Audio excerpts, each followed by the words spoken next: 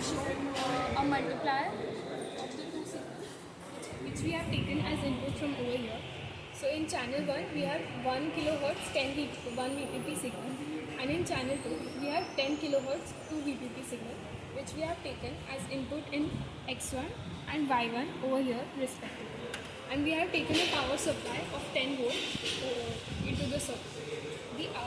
The Z1 is connected as feedback, and X2, Y2 and Z2 are connected to the ground. The output is connected over here. You can see the output, which is the multiplication of the two input signals over here.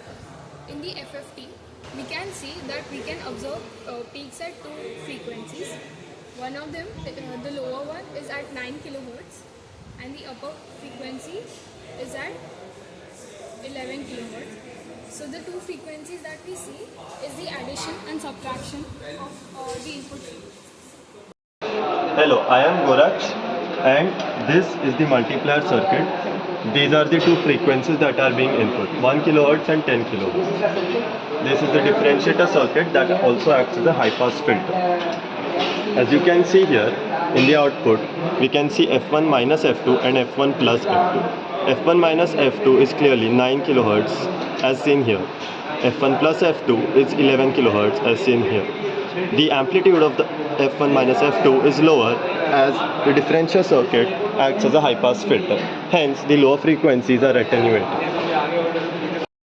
This is the output waveform. As you can see, the yellow one is the output waveform of the multiplier board over here, while the blue waveform is the output of the differentiator circuit that acts as a high pass filter.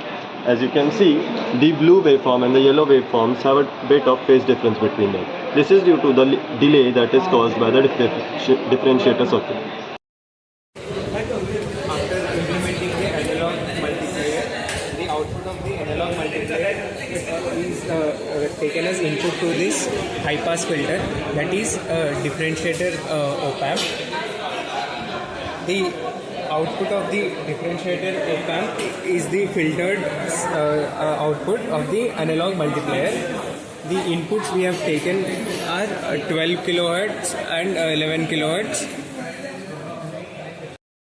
In this op-amp differentiator, the capacitor is of capacitance 47.3 nanofarad, and the resistor which is connected in series with capacitor is of 10 kilo ohm, and resistor of feedback is 1 kilo ohm. Channel 1 is the analog multiplier output, and this is the final output of op-amp differentiator. Output of the analog multiplier has the two dominant frequencies. Those are F1 plus F2 and F1 minus F2.